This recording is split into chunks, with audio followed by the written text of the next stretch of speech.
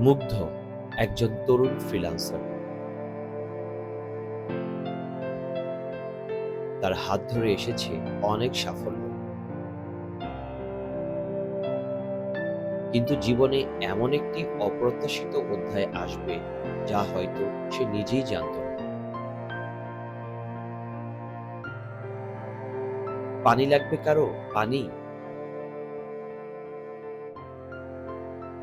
মুগ্ধের এই কথাটি আজও সবার কানে বাজে।